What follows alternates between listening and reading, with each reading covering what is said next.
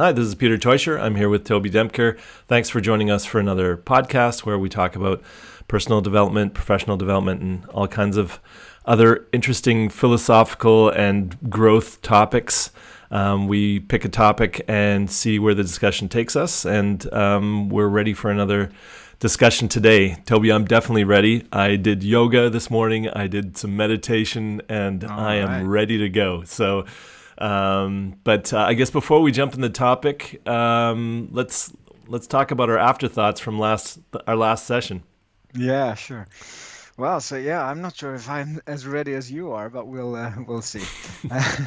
But yeah, what are your, I mean, last time we talked about, proactively driving change. What have crossed your mind on that topic since we spoke last time? Yeah, one of the things we talked about when on creating change in your life, we talked about some of the roadblocks and things that get in your way, and I think one of the things I didn't mention was and it came to me because I was preparing a session on unconscious bias, and one of the areas I was doing a segment on was motivated reasoning, and so this is all about this being rationally irrational, and Mm, kind of justifying things, and sometimes it can be a matter of making things. Being in denial, or making things, convincing yourself of things and so on.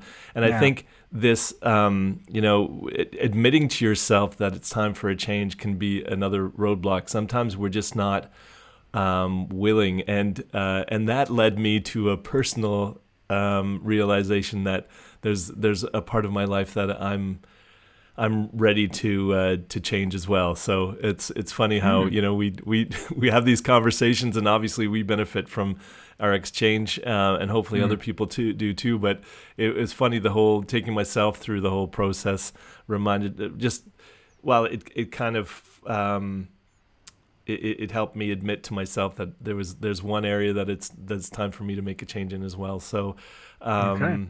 yeah, which I've kind of been resisting and contemplating over the last 2 months, and yeah, so yeah, if nothing else, Toby, I've got something out of this. Well, and it's the same for me. And that's leading into our to the topic for today. So just to back up a little bit, I also thought about, okay, so what did I take away from our session last time? And I realized that I started to recently sort of subconsciously maybe starting to initializing a few changes in my life, or at least pushing for a few changes that I would like to see. And that brought me to the thought of, what got me there?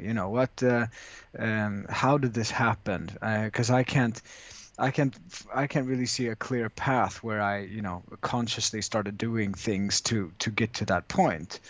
But then I realized that I started thinking about certain things, and then I probably had some conversations with other people around this, and then that led to other things.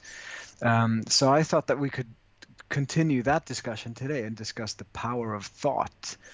Just by having a thought or an idea, how that brings out actions within you, maybe subconsciously, and things start happening for along that track. And I think it's really, really interesting. And there's obviously a lot that we can take into this conversation.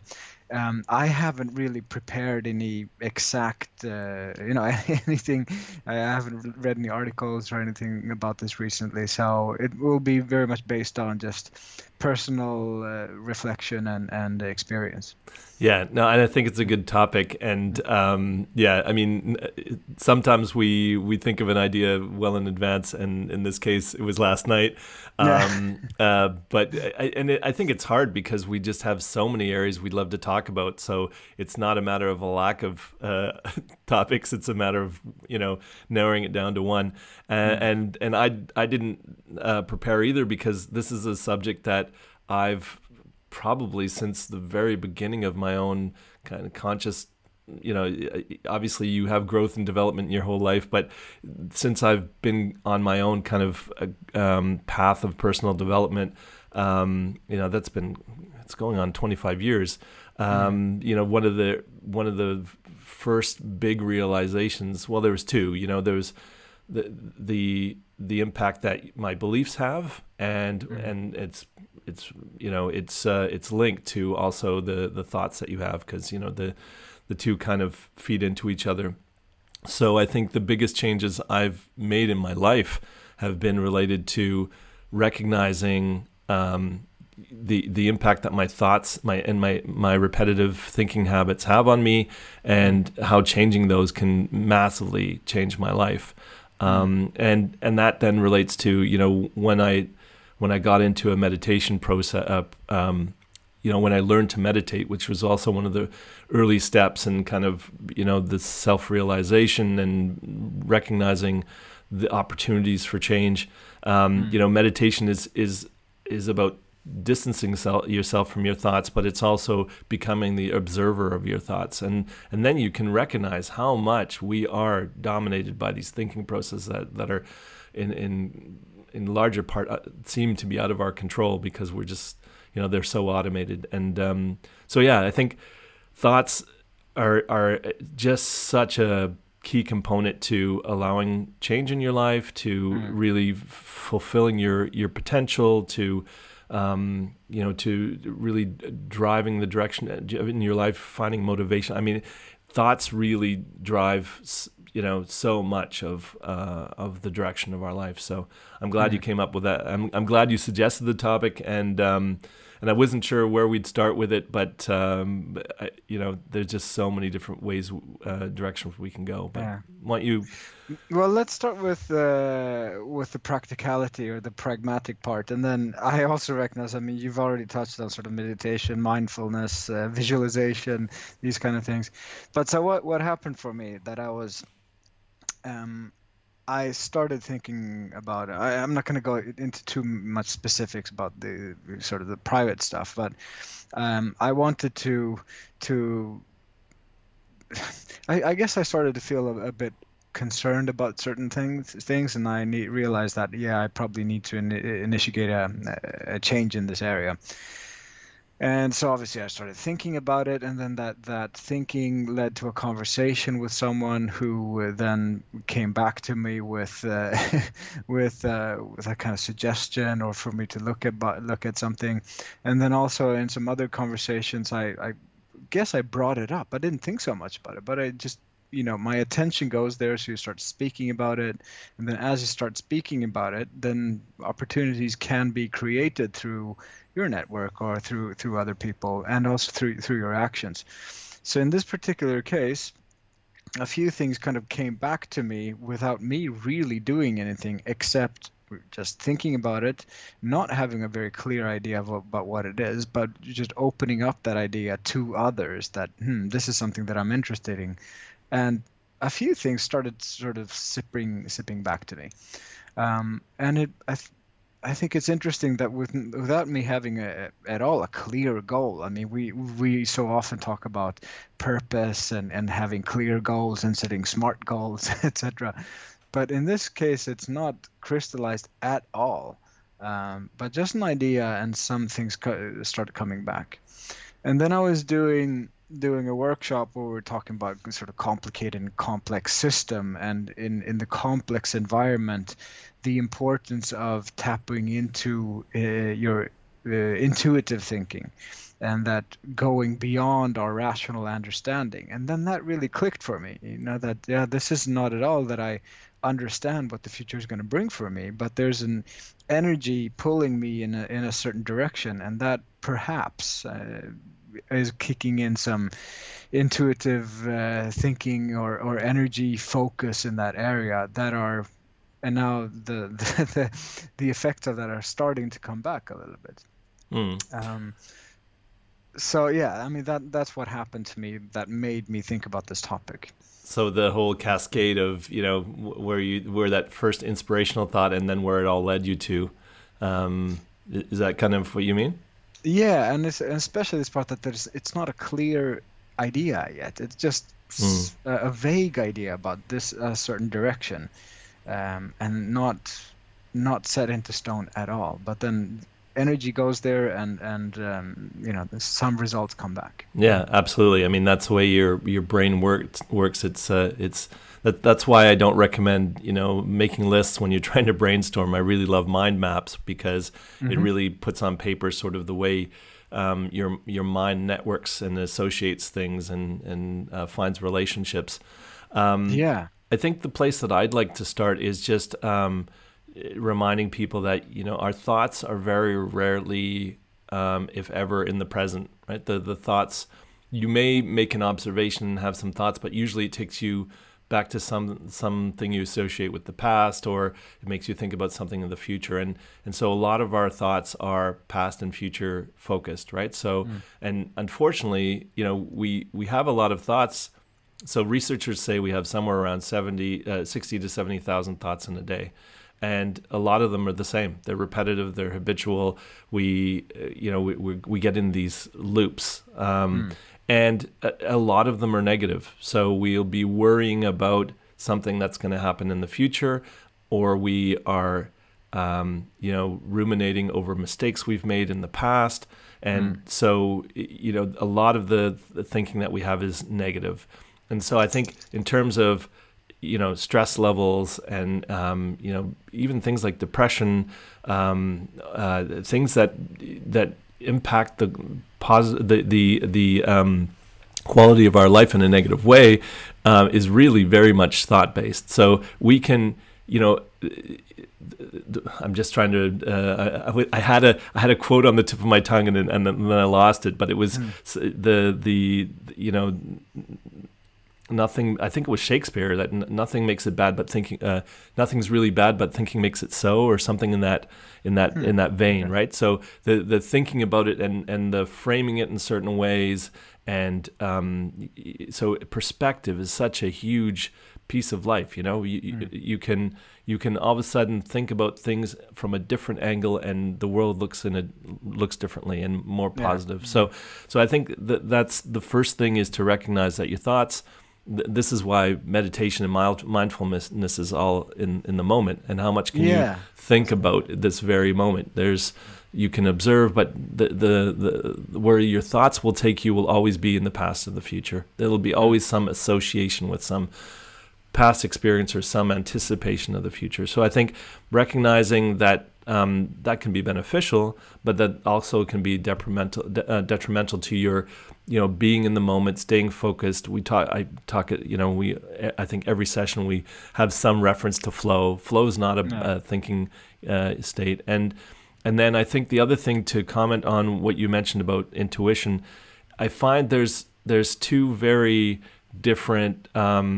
I have a different definition of intuition than perhaps like a Daniel Kahneman would have, in his Hmm. Thinking Fast and Slow, and talking about, how our intuitions are often wrong. And scientists talk about what are your intuitions, and Mm. they're talking about heuristics and the shortcuts that our brain takes to come to a conclusion with limited information and jumping to sort of a conclusion about something. It's that kind of knee-jerk reaction, and Mm. that's what our biases are based on, and that's why we're those biases are often wrong. But for me, intuition is something much deeper. Your unconscious mind thinks 200,000 times faster than your conscious Mm. mind, Yeah. and it also is just this warehouse of experiences and information, but also anchored by emotions. And so your unconscious communicates not in thoughts or words. It communicates in Mm. feelings, right? So that's why you have this gut feeling, and I've in my experience in life, that gut feeling is close to 100%, right? Mm. Except that there's things that influence your feelings. Obviously, I'm not talking about the sort of hormonal things that affect your feelings, but I'm talking about the your thoughts can affect your feelings. So if you're thinking Mm. negative, like you think about it. Can you be happy and joyful when you're thinking negative thoughts? Right? It's Mm. pretty difficult. Yeah. I think you're if you are aware of your repetitive negative thinking, and or if you're having a negative thought and you recognize that's why I'm feeling bad, right? You can shift your thinking and you can feel better. But those impulses, those impulses to this doesn't feel quite right. I think that is tapping into that deeper wisdom that you have on an unconscious level from all of your life experience and all the things that you have absorbed over time. So for me, intuition is more that sort of your unconscious ability to assess things without being able to put your finger on it. It's just this, intuitive response, and I find that is a super guidance system for me, Sure. regardless of what science says about our sort of, those. Because even somebody like Eckhart Tolle, who's a spiritual teacher, and he talks about how your feelings aren't always accurate. You have this, but it's usually when your feelings are guided by a certain biases and thinking and beliefs that you have, whereas the kind of intuition I'm talking about are these real gut responses to, this doesn't feel right, or this real strong urge to either do something or not do something, right? So Yeah. I think it's important for people to define the intuition for themselves, but that's the way I look at it. Yeah, okay. Yeah, that's I think that's a good point, because I think that, Kahneman or all the other behavioral scientists or scientists in this field would agree that intuition can definitely be defined in that way. It's a very wide term, and it has a lot of different kinds of impact on us as human beings. But I do agree that it's interesting to think about what shapes our intuition. Because of course, it's all about emotions, but that come from experiences that we've had. And, is it very recent experiences or past experiences? And when we're talking about dealing with this complex system, it's very important to think about, how up to date are my experiences that are forming my intuition. So also in that case, to always stay up to date, or willing to look at different information. And you mentioned different paradigms that we can utilize to try to view the world from different ways. But so yeah, bringing it back to what you mentioned about, you mentioned meditation and mindfulness a few times, because that's been such a hot topic on on everybody's minds for the last decades, I would say. Like mindfulness, and now I've always been a little bit of struggling. How important is it? How scientific is it, etc. However, it seems like for a lot of individuals, and especially if you tie it into this topic, it can be very beneficial to people to really create some awareness of where my thoughts are, what am I focusing on.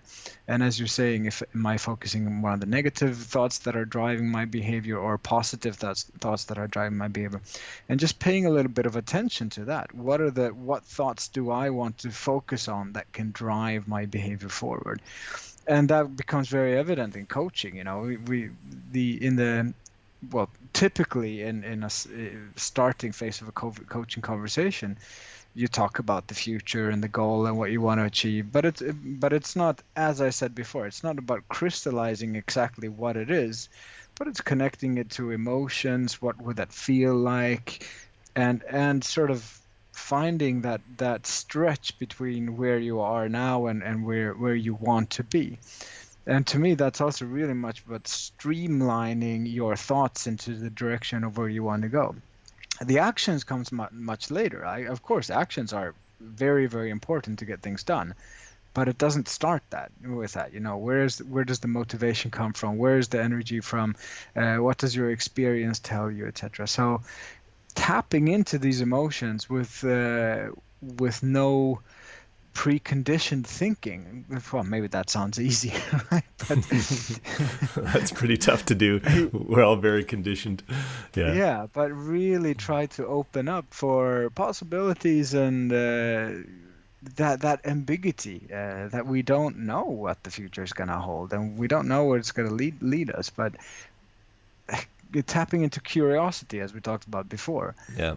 What are the possibilities with this? Yeah, and that's what one of the things that I find is the power of meditation is, I tell people it's like hitting the reset button. You're when we talk about the way your thinking processes work, how it's this network, and if you one thought leads you to another similar one to another, and all of a sudden you're lost in this world of thoughts. And I think that, so besides being kind of able to hit the reset button, and when your mind is spiraling out of control in all these different directions, it's really powerful to become the observer of your thoughts and to recognize the separation between them, right? So you are not your thoughts. And often, the question, are you thinking your thoughts, or are they thinking you? It's this you just feel so overwhelmed by the thinking processes in your mind. And so and thinking is really powerful that way. As I said, I think one of the strong influences on how we're feeling in any given time is the quality of the thoughts that we're having. And then sometimes people get discouraged about meditation or in their first attempts, because they have this notion that they're supposed to not think. And obviously not thinking is not possible. You have no control over whether a thought comes or not, right? I mean, I don't know if you have some superpower, maybe you can, but I know from myself, and I've been meditating for the better part of 20 years or longer, and I know that I cannot control whether a thought comes or not. What I can control is which thoughts I give my attention to, right? And so where you focus is the really powerful tool when it comes to your understanding your thoughts and taking some control. And then when you can kind of clear out some of that clutter, then a lot of that clarity and inspiration comes through. And so I have just remembered that quote I was trying to remember. Nothing is either good or bad, but thinking makes it so. And I think it was William Shakespeare that said it. But there are people who have this treasure trove of different quotes and associated names, and they can just they can just off the top of their head quote these amazing lines, and I'm not one of those people. So eventually the words will come through and I'll get it kind of right, and but that's just the way my mind works. Maybe I need a little bit more training on focusing my brain. Yeah, but isn't this also an example of how now your thoughts sort of brought this back to you, right? I'm pretty sure that when you were sitting and talking about this, you weren't actively thinking about what was that quote, but when we're going into this direction, there it comes, and you bring it into your brain or to your conscious brain, and there it is. It is somewhere out there, and that really goes into a little bit of the example maybe that you're setting, or that I'm starting to realize that with practice, call it meditation, call it mindfulness, whatever you want to do, but that practice of focusing on your thoughts and focusing on what am I paying attention to right now is kind of resetting, as you say, getting back to the origins. But then also there is this wonderful space where you can allow yourself and just going into your thoughts and dwelling in different kind of ideas and thoughts, and maybe that's what we do on a day-to-day basis, but depending on what we do. But it's that going back and forward and that stretch, because I really enjoy swimming in that pool of thoughts, and I don't know where they're going, but by going back and out, in and out again. Perhaps, I mean, this is just an idea, this isn't scientific at all, but perhaps there's a certain power and a certain energy in that can really be bringing the intuitive thoughts closer to the rational sort of thinking. Yeah, and this is where, again, it's hard to, this is where I think there's, we're still on the kind of frontiers of what is consciousness, right? And so in consciousness, obviously being that state of awareness, and then what generates those thoughts and so on. And obviously Carl Jung was one of these pioneers who talked about the collective consciousness, right? This and so when we talk about intuition, maybe we're tapping into this collective consciousness that we have, and then you have people that go more into this sort of spiritual side of things, or there's panpsychism that thinks that consciousness is like a fundamental rather than emergent property in our brains. It's this fundamental quality that the universe has. So regardless of what you want to believe, or the scientific route, the one thing is it's still a bit mysterious, right? So but the mind isn't it? Yeah, absolutely. But what we do know is that thoughts can be powerful, and that's why your topic, the power of thought, was a great one. It's one I really believe in. And I think if there's one message that I would like to give our listeners through this conversation is, thoughts are powerful when you take control of them. So first of all, there's being aware, and from last time, the power, the creating change. I like to talk about awareness allows change. So you bring them to the surface, because a lot of times we've got the wheels in our mind are turning, and we're not really in control of them, and we're not that focused, but they just keep coming. But when you do find some focus and give it direction, it can be, your mind can be a very powerful tool. And so one of the things when I talk to people in coaching, I talk to people. I like to give metaphors or paint a picture for them, and I talk about, think about if you're walking through a forest or a field or whatever, and there's a path there, right, that other people have walked, or that you've continue to walk, and if you want to try and make a change, you've got to go a different direction. You've got to walk through somewhere where there's no path yet, but the more you walk it, there's a path created. And then if you don't walk that other path, it'll grow over, right? So, and this is the way I talk about making new connections in the brain, because, as neuroscience is taught, the cells that there's something about fire together, wire together. Anyway, the neurons, the neuroconnectors, it's a pathway in your brain. A thought is, a pathway through the brain, these impulses. And so it's about creating a new path. And in order to do that, though, you need to repetitively go that new path. And so one of the tools that I give people, and back in the 80s, affirmations were kind of made fun of by some people, and a lot of people would see it as you look in the mirror and you tell yourself, there was, I think it was on Saturday Night Live, I grew up in Canada, and so we have a lot of the American television programming, but there was this character, Stuart Smalley or whatever, and he'd sit in the mirror and go, I'm good enough, I'm smart enough, and gosh darn it, people like me, or something like that.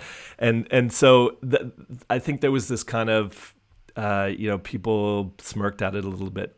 But the way I use affirmations with my clients is so we look at an issue or a thought or a group of thoughts that, a topic that people continue to talk about that's detrimental to them, that's, that's undermining their success, or that's making them feel bad, stressing them out.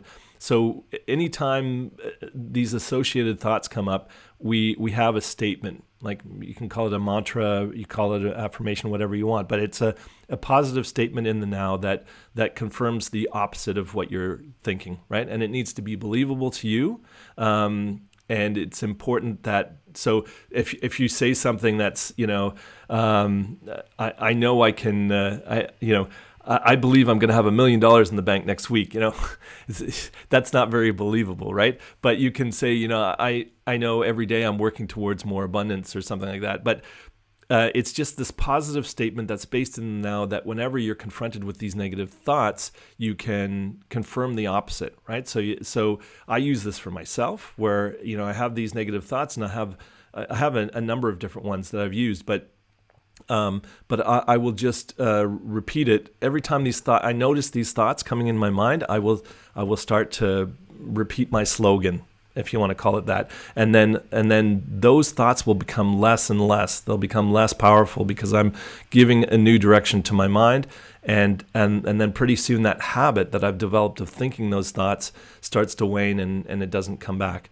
And so all of a sudden I'll be freed of those negative thoughts that are holding me back, whether it's, maybe, I always fail when I do that. And then I could have this statement that says, I have the potential to change and create a new future or whatever, right? I mean, I'm just drawing things out of the air here, but it's about a positive statement that you can believe, that you can repeat to yourself. So first of all, you need the awareness that you're having these thoughts, recognize the impact they're having on you, and then use some kind of a statement to mitigate that and to stop those thoughts from coming, because we'll use the power of our brain networking, looking for similar thoughts, by repeating a statement that's different, that takes you in a new, more positive direction.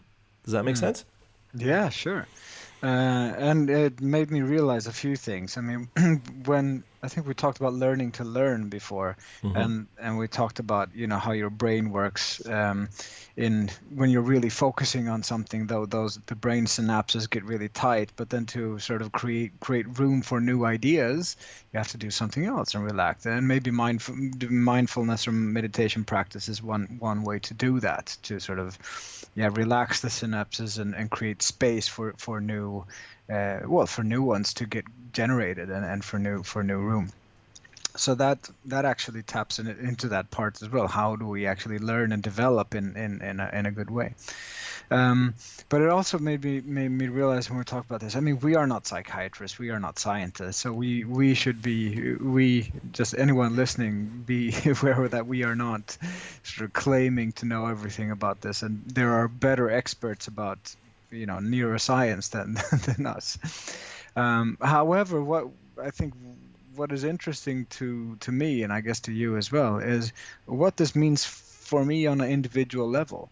And I'm thinking also in terms of leadership, and for instance, you mentioned for change. I mean, if you're a leader who, we talk a lot about visualization, right, or a visionary leader, someone who, now I'm talking about the clarity of the goal, but at least having an idea or a sense of where we are going together, that's creating a sense of direction. This is where we want to go.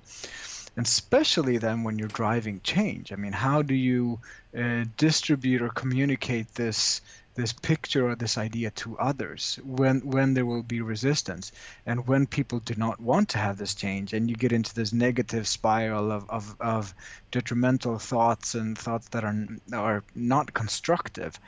How do you change that?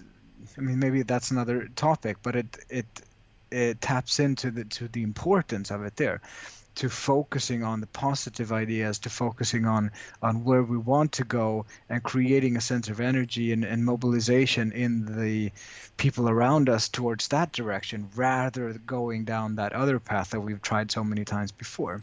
So it's Absolutely. kind of, I mean, it's managing our own thinking system, but through that also managing the thinking systems of others. And I mean, not controlling others, but influencing other people's thoughts. And to me, that is an essential part of leadership. What is the influence on the thinking you have among your followers, or the people that you're influencing? Yeah. And I mean, let's face it, we live in a world where we're constantly people are trying to manipulate our thoughts and emotions all the time, whether it's through marketing or for political reasons. And they do that very well. We have these memes, these catchphrases, these slogans that, in the U.S., they love their kind of slogans that people trying to repeat, usually something to do with freedom or liberty, or and they have this vision of what their country is supposed to be. And then in every culture, you'll have different ways of approaching this, right? And so, And also, sorry, just to yeah. interrupt, but on that part, I mean, on the individual part, our rational brain makes it right. I mean, it Mhm. makes us want to believe that this is right.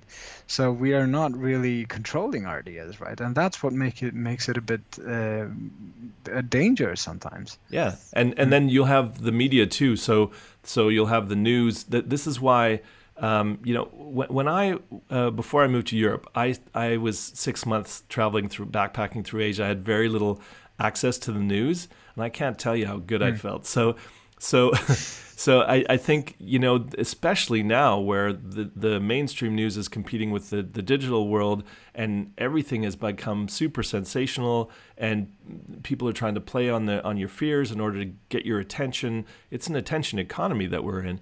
And so, Mm. and not judging anybody or any institution, but I'm just saying it's just the way our world has evolved. And if we want to take back control, we need to find ways of observing our thoughts, getting them in check, recognizing that we're being influenced by all these things, these statements we continue to hear again and again. Your unconscious is listening. So even the things that you're saying, your unconscious is listening, and everything you're absorbing, it's all creating this worldview and this, and it inspires more thoughts and thinking like that. It creates worry, it creates stress, it creates a lot of negative things, unless you can observe it and go, no, that's not true for me, or that's I want to see the world from a different perspective. And then but then it means practicing new thoughts, right? And we all are vulnerable to this. I find myself as well. You start to hear certain news stories, or you talk to people with certain particular views, and all of a sudden you find yourself repeating things that other people are saying, and you don't stop to go, does that really make sense to me? Do I really believe in that? But we're repeating things, right? Mm. And so this is where it's important to, you can recognize a lot about what you have these automated thoughts, and you're not even aware of them. But if you stop to listen to the words you're using, sometimes you listen to yourself talk. It's a good, like, one of the exercises I do with people for certain topics on coaching is I will get them to, one of the first things we'll do is I'll get them to write a little essay about themselves, or just a few paragraphs describing them. And from those words that they're using, I can determine some of the negative beliefs that they have just by the references they have, or the words that they're using. And I can get a sense of what are the typical kind of thinking patterns that they have. And then we can start to work on those. And this is why, the topic today, power of thought, is really, I can't impress upon people how important and how powerful your thinking is. Because when I try to help people create change in their lives, a lot of it will stem from the way they look at the world. In other words, the way they think about things, right? So I guess to this topic, recognize all the influences externally that are impacting the way you think, and your awareness will allow you to step away and chart your own course. That's going to make you feel better. That's going to lead you to more success. That's going to help you be more productive. And that can happen within organizations as well. Like you say, if you're a leader, what kind of messages are you sending out there? But also within organizations, I understand why, some people try to do things with slogans alone, and that that doesn't change culture. But at the same time, it's an important component. If you can influence the way people think, it will influence your culture. It can influence so many things in our world, in our in our communities, but also in us as individuals. Yeah. And that's, I mean, organizations go through, what do you say, hell and high water? Can you say? Yeah. Yeah. I mean, when you're going through tough times, yeah. Yeah, but I mean, the amount in investments organizations also go through or invest in to create that kind of thinking, or streamline the thinking in terms of vision, strategies, purpose, core values, the whole culture, organizational culture that you're trying to establish. I mean, there's a very thought through process to do that. What do we need, how do we do it, how do we drive behaviors, etc. But as an individual, how often do you do that? How often do you think about what is the person that I want to become? What is my leadership philosophy? What kind of ideas do I want to focus on? How do I want to create a positive impact on my surroundings and these kind of things? So we sort of take it for granted when it comes to organizations, but on an individual level, I mean, just like you're saying, how you're helping your clients, I mean, there's such an unbelievable power there. And and very often I think we're lacking out, and we're looking into the thoughts of other people, but we're neglecting our own. I mean, we're so interested to think about how Steve Jobs and Bill Gates, how they are thinking or were thinking. What about me?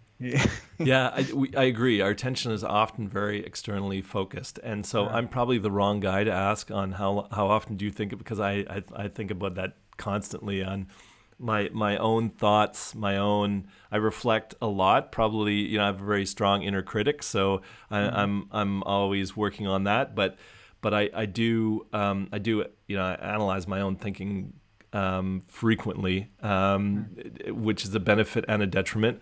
mm.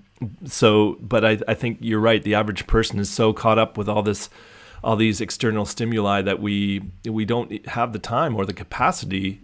And this is one of Yeah. the Well, I problems. mean, just a simple example. I mean, when we're doing leadership development workshops, and if I ask the participants, can you describe, your leader, or describe a leader that you admire? That's easy. Okay, describe yourself as a leader. Wow, that's very difficult for a lot of people, right? So I mean, I think it just shows how difficult it is. I mean, maybe you're an exception. Yeah, I don't know if that's a good or a bad thing, it but I think also, when you ask people some of these questions, they'll have kind of a standard phrase sometimes too, Mhm. or they have these, these are the things that sound good to say, and Yeah. and so it becomes difficult to have original thoughts because, well, for one, you don't want to make yourself look bad, or maybe you're not confident in your own way of seeing the world, and so you just want to say things that are accepted and tried and true or whatever. Mm, But I think it's important to go, to ask yourself, is this true for me? There's, like, Byron Katie does this in her work, where these beliefs that you have, or these thoughts that continue to repeat, is that so? Is that true? We yeah. have these thoughts, and we almost treat them as if they're facts, and and Yeah. and they're not. We've got this amazing tool, between our ears, that gives us a lot of creativity for problem solving. It's how we've been so successful. We're creative, and we can cooperate with each other. We can communicate in many different ways, and and so that can be a very powerful tool, and we see it in some of the beautiful art that's created, or the innovation that we see in the world, and all these problem solvings. But we often use this creativity and this thinking tool that we have, to our detriment, when it's Mm, motivated by fear, when we're getting petty or political, or, and I find those are all, a lot of those things are fear driven anyway. But we let all these negative influences dominate what our thinking is all about, instead of using and recognizing that, well, with just a shift of my thinking, I can see the world in a totally different way. I can mm, feel a lot better, and I can just open doors of possibility through my thinking, right? And that's where mm, you talk about, loving to dive into this pool of thoughts. But a lot of people are uncomfortable with diving into their deepest thoughts. That's mm, why the entertainment industry, I think, is so success. We look to be entertained. We look to be distracted from our thoughts, probably because most of our thoughts are so negative and worrisome, and we are challenged to get away from all these things that make us feel bad, and feel uncomfortable, when really the key is, self-reflection, distancing yourself from your thoughts, and recognizing that, you can be the lead yourself in a sense, by giving your thoughts direction rather than mm. letting them run amok. Yeah. Yeah. Wow. I'm again now. If I'm just thinking about the thoughts and experience I have right now, I realize that I'm being very positively motivated by this conversation that we're having. That there are some opportunities for us to steer our thoughts in a positive way, but also to stay more open. And so I mean, I think we've been able to identify that. Wow, it's important stuff, Yeah, right? What we're talking big about, time. for ourselves, and I mean, I don't want to say that now everybody has to go out there and really, think about of how you're thinking, etc. But it seems like there are great benefits by it. Um, so how about we kind of land in some ideas about, how can you do this then? How can you try to manage and focus your thoughts in a positive way, in a way that would be help beneficial for you individually, and staying away from well, maybe creating some awareness around them, and focusing on the stuff that you want to focus on, or that you should focus on. And one thing that comes to mind for me, when I'm saying this, is the power of visualization. Uh, okay, maybe a bit of a naive example, but for golf players, this is essential. If there's a big lake that you have to hit the ball open, I mean, this is a classic example. If you're thinking, okay, I'm going to hit the ball into the water, that's probably what's going to happen. But by trying to visualize, okay, I'm going to hit this ball really high over the water, it's going to land, 50 yards behind the water, it's going to be a beautiful shot. If that's your pattern of thinking, the opportunity to make that shot seems to be a lot higher. I don't have specific data for this, but it's kind of in the golfing world, that's a classic. Yeah. You have to have positive thinking, and having a good visualization of the shot, what it's going to look like. Yeah, I think in sports in general, Yeah. when you get to the elite level of sport, the mental game is the biggest part. Because, and I remember when I used to coach, high school kids, and this was a very long time ago. But and by the reference, you'll know how long ago it was, because Michael Jordan. I mean, obviously, he's still considered the greatest ever. But I would make that reference. What's the difference between Michael Jordan and the last guy on the bench? Because you've got whatever 14, 15 players on a professional basketball team, and in order to get even into that league, you've got to be incredibly fit, skilled, have maybe some degree of talent, but certainly have really worked on your game and in your fitness and everything else. And yet, like, Michael Jordan wasn't the tallest. I don't even know if he was the fastest or anything like that. But certainly the difference was his mental toughness, his determination, and he just believed that every shot he took, he could make, right? And he didn't let his failures. There was a Nike commercial years ago where it was like, I have missed X amount of shots in my lifetime, and talking about all the ways he's failed and still worked through.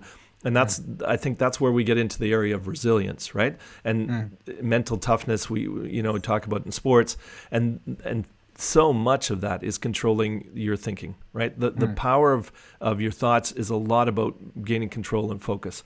Sure. And so when you get in these habits of if you let the inner, and like I said, I'm very experienced with a strong inner critic, but if you let that voice in your head, those thoughts continue to focus you on the negative and the things that you can't do, and the failures that you've had, and the reasons why you I mean, think about it. Those are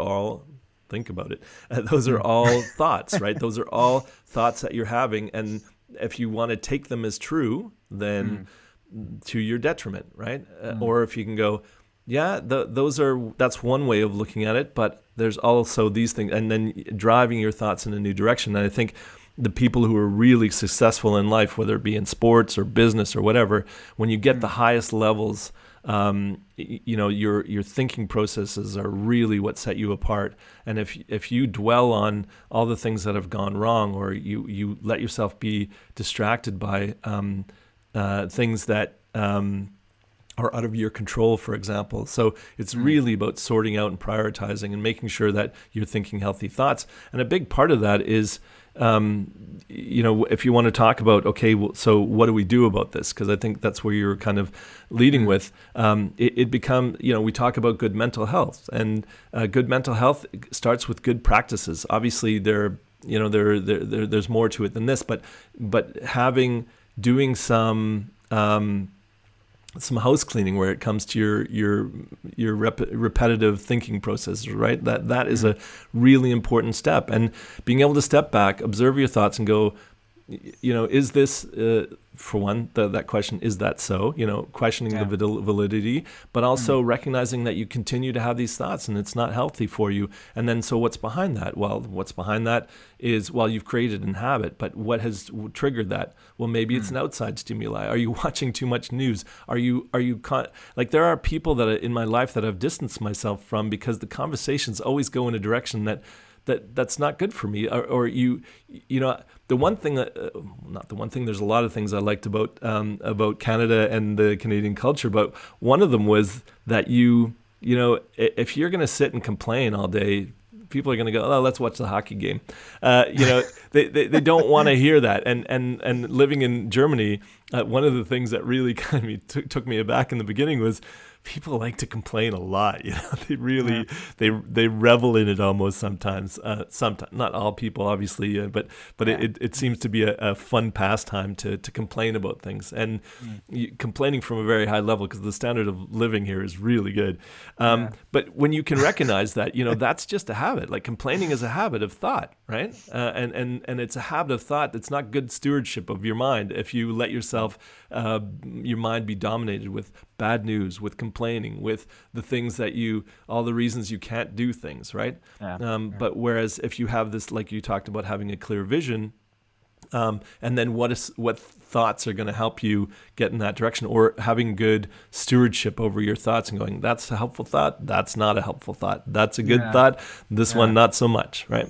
And that thing about, for me, another thing, sometimes in certain situations I can get a bit nervous, and I get this feeling that, now I'm in a space I've been in before, and I've probably had some bad experience or something, and it's making me uncomfortable.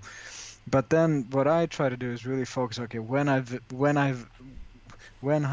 I been successful in this area before? What did I do then? And try to go to that.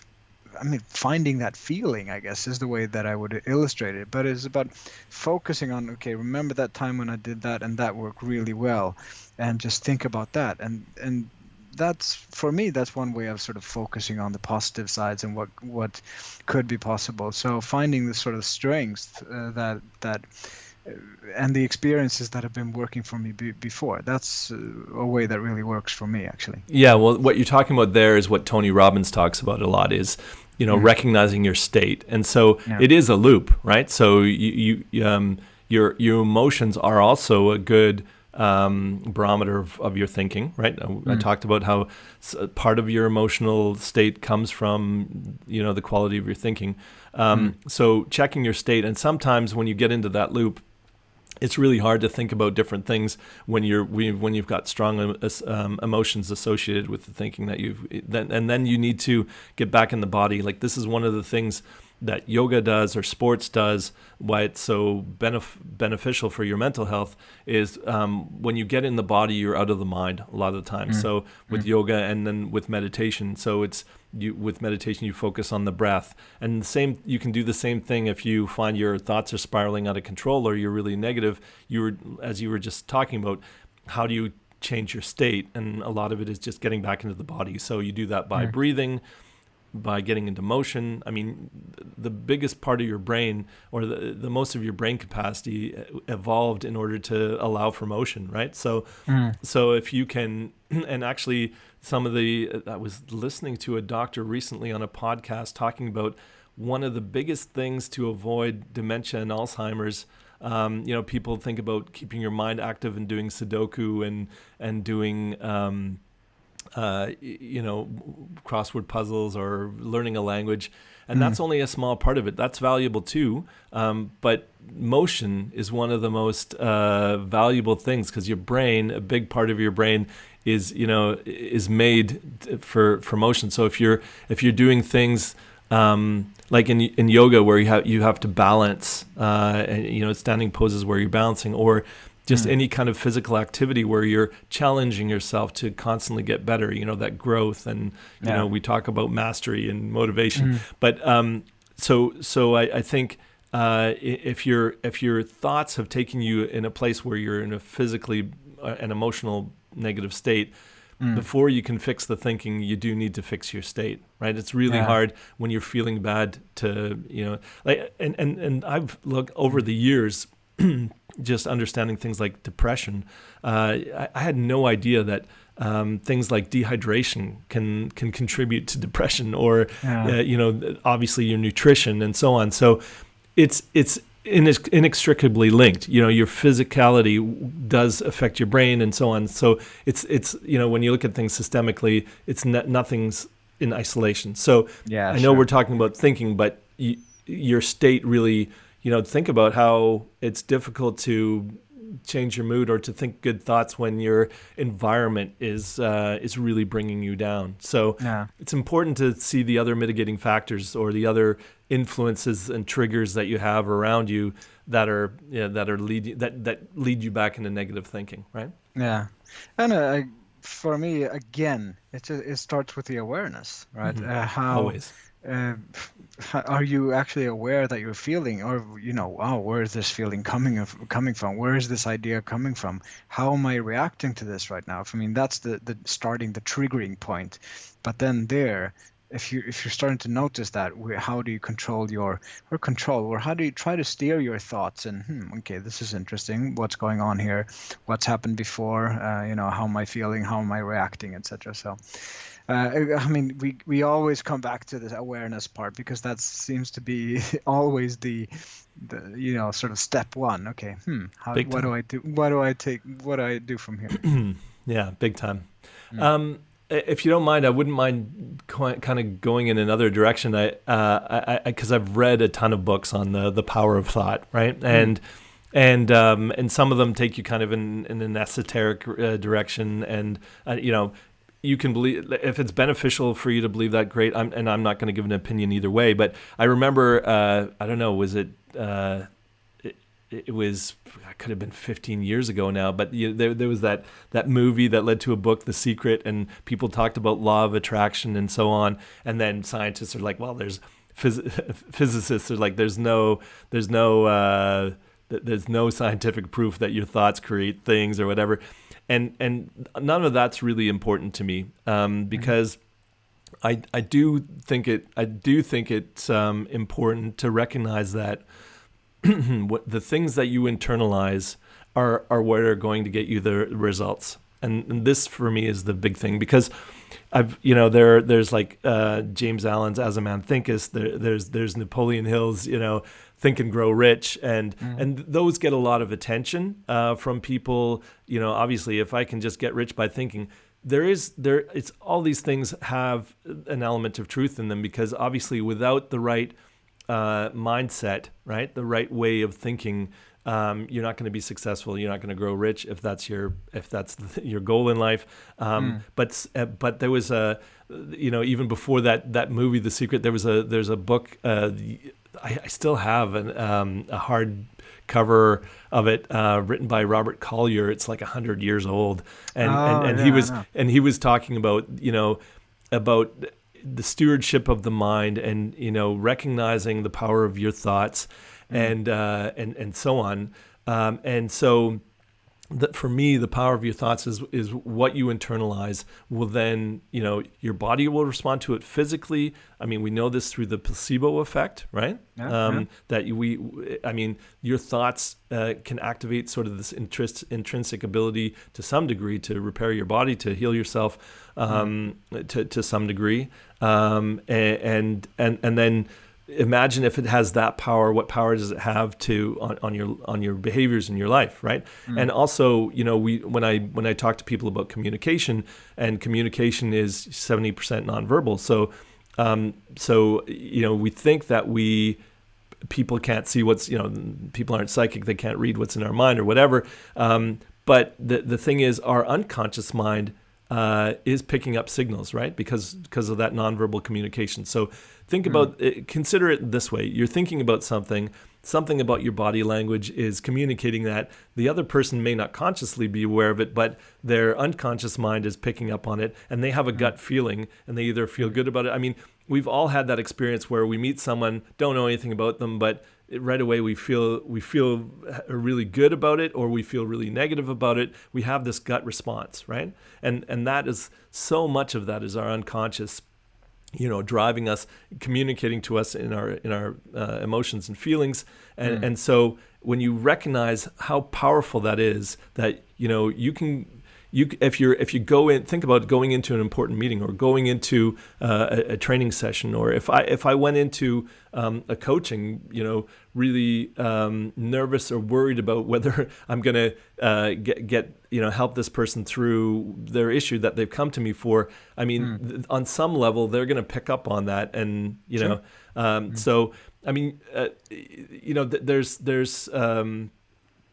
there's just so many ways that your thoughts will then kind of send out this energy or send out these signals to the people around you and affect how people interact with you. And also, they guide your behaviors and so on. And so that's why these thoughts that we have that are habitual, that are very, very repetitive, that then in turn trigger our behaviors, lead us to the same results, right? The same. I don't think that you can get new results in your life, change something in your life without fundamentally changing your thinking about a thing. And that's why when, a couple of years ago, I read Joe Dispenza's book about changing the habit of being yourself. And it's all about changing the way that your patterns of thought and the repetitive ways that you think about yourself. And he has this philosophy where he doesn't get out of bed until he's been able to consciously, think through his day and see the outcomes that he wants, to get really, really clear. And I think that's another really important message on thinking, is getting that clarity, right? Getting that clarity on what you want, and then zooming in and focusing on that, and training your brain to be really ultra focused. And every time you get off track, and this is something you do in meditation, okay, when I tell people, okay, when you're meditating, think about you're sitting in a train station and your thoughts are the trains coming and going. And if you get on board one of the trains, you can always come back, right? But this is the way we're taken off in different directions. And then the more you practice and learn to come back to your center and become that observer, the more powerful you can be, because then you can choose which train you're going to get on and make sure that's the one that's taking you in the direction that you want to go. And that's all about focus. Yeah. All right. So, I mean, that really describes the power of thought, but it kind of contradicts where we started. You remember, because when we started, well, at least my experience was that, the clarity, maybe it's not that important. It's the direction of the thoughts and the energy of the thoughts that is that might crystallize into something clear yet, but it doesn't have to be crystal clear in the beginning. So, I mean, I hear what you're saying, but perhaps we're talking about the same thing, but yet in two different directions. So yes, I mean, I really do agree that there's enormous power of being able to focus your thoughts and crystallize those thoughts, because that's gonna create a clearer path of where we want to go. And that's, I mean, if we're talking about the coaching process, that's kind of where we want to go, right? But in the other area, if it's not possible, if we don't know what the future is going to look like, if we don't know exactly where we're going to go, but we're kind of putting out fishing rods into some direction, and that's creating perhaps a pattern of thought, and maybe that will crystallize in the future. But I don't think it has to be that exactly crystallized in the beginning, because then it's about that, we talked before about diving into a pool of thoughts and then going back to making it. So for me it's really about that back and forward. You're talking about trains going in one direction. Well, there are a lot of different trains, and then you're choosing one, but then where does the whole network go? Where does the railway system go? I mean, that's another way to look at it. So I think there is a part to distinguish that here, and I don't think it's necessary always to have a perfect, clear idea of where we want to go. Sometimes it's more about the direction and the pattern and the opportunities and possibilities. Yeah, I think does that make sense? Absolutely. I think it depends on the situation. It depends on where you are in the process, right? I mean, if you're just trying to brainstorm it, so let's say you've got a problem or a challenge, and you don't know the solution, and you just want to be open to the possibilities, right? So I've talked many times about systemic principles where you zoom in, zoom out, right? And that can be the same in thinking. Sometimes you just need to zoom out, and you need to be open to the possibilities, dive into that pool of thoughts, and just see where that takes you. I think when if you're a painter, you've got a blank canvas. If you're a writer, you've got a blank sheet of paper, and that's no time to be ultra focused. That's a time to to just let the thoughts flow and see where it takes you. However, when you find that where the thoughts are taking you are not productive, are negative, are making you feel bad, are making you sometimes they need to make you feel bad to motivate you in a new direction. But it's just, are the thoughts productive, and are they healthy for you? So there's that process of just kind of seeing where it takes you. But then once you catch on to something, go, I'd like to pursue this. Then it's training yourself to not be distracted by those other things, and just, because if you kind of stay back and observe different things, and wow, this is really cool, but never really choose on a direction, then, where's the benefit, right? So yeah, sure. No, and then it's about that awareness, so, what's happening here? What am I paying attention to? So, and I realize that we need to wrap things up because I have another thing coming up. But I mean, for me, it's what I'm taking away from this. It's really about, wow, it's really important. I mean, thoughts are really powerful, but it's really important to pay some attention to our thinking patterns and what kind of thoughts and ideas we're focusing on. Because there's either if they're super crystal or not, they can really create that energy and a sense of direction that can be very beneficial to us. Absolutely. So, sorry, if you've got to book off here in a little bit, maybe it's time for us to summarize, because to be honest, I could talk about this for another couple hours. We can do it part 2 next time. Yeah. So I think the sort of in terms of the power of thought, the things that I really want to point people towards is that, well, first of all, recognizing that you can control your thoughts to a degree. You can't stop yourself from thinking, but you can choose the things you want to focus on. That's a really important piece. It's important to create good thinking habits.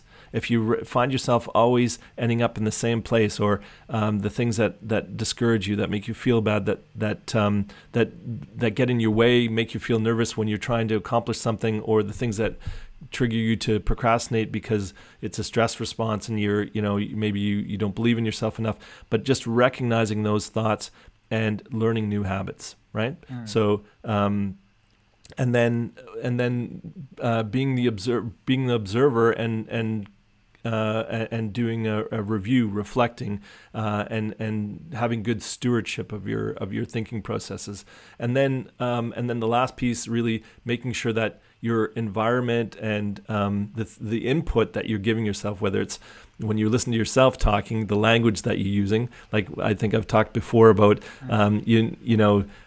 people say I have to, I should, and I think I'm having to remind myself. People always remind me as well when I slip up, but this, I can, I want to, and I will, right? Talking about those things in those terms. So the language that you use is important. And then, honestly, do you need to watch the news, the 24-hour news cycle, right? Do we really need that, right? So I think it's limiting the exposure to the things that trigger your negative thinking as well. And I'm not talking about sticking your head in the sand. It's like focusing on the things that are going to help you think thoughts that are going to get you in the direction that you want to go. Yeah, I think those are the points that I want to summarize. Yeah. I mean, I totally agree with those. But also, I mean, what I also think about is connecting with our other thoughts. I mean, there's thinking, and then we can be thinking about our thinking, but then also kind of thinking what I'm thinking about when I'm thinking about thinking. So, that's a rabbit hole there. Taking a few steps back and think about, what are my thinking patterns, but also connecting with other ideas and other networks. What are other people thinking about, and how do they think about these things? There's a lot of opportunities there, I think. Yeah, absolutely. So perhaps we should make a part two of this next time or another time. It goes into a lot of different directions, I Yeah, think. well, maybe we can let our listeners decide if you guys want to hear more on this topic, and you want to hear me drone on about thinking. I just have so much to say. I mean, thinking is really changing my thinking. It changed my life, and that's not an exaggeration. So, and there are a lot of techniques that you can use, but as we continue to repeat, it's about awareness, knowing that you can distance yourself from your thoughts, be the observer of your thoughts, and then learn to control the direction that your mind wants to take you. And I think you'll be in a much better place. So, because people talk about positive thinking and that positive thinking doesn't work. Well, the point I gave about having an affirmation, having a mantra, it's really about giving your brain a new direction, a new path to walk through the forest. That's going to allow you new and different ways of thinking, allow you to jump in a different pool of thoughts than you were that you're stuck in before. So yeah, hopefully our conversation has helped people gain a little bit of more awareness, and will inspire people to think about that. So yeah, and I don't know if you have any good references, but I know Joe Dispenza does a lot of work on that. But there's just a plethora of different people that can help you with good mental health, whether it's Tony Robbins and his NLP stuff or any other ones. Do you have any other good references? Not on the top of my mind. I mean, there's because it goes into different directions. I mean, there are there's mindfulness practices. I mean, you mentioned just creating some awareness about, thinking fast and slow, for instance. That's a interesting reference, perhaps. Yeah. But there's a lot to it. Yeah. Yeah. Let's continue this. Yeah. Yeah, absolutely. Okay, we'll wrap it up. Thanks, everyone, for joining us for another conversation. Hope that was inspiring, beneficial. It definitely was for me. Toby, thanks for joining me again, for coming up with a great topic. We'll have another conversation in 2 weeks. We will. All right. Thanks, everyone. Take care. Bye. Thanks.